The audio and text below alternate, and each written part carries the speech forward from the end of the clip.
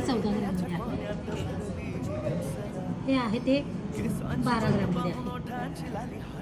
हे आहे ते 800 मिलीमध्ये आहे, 840 मिलीमध्ये आहे.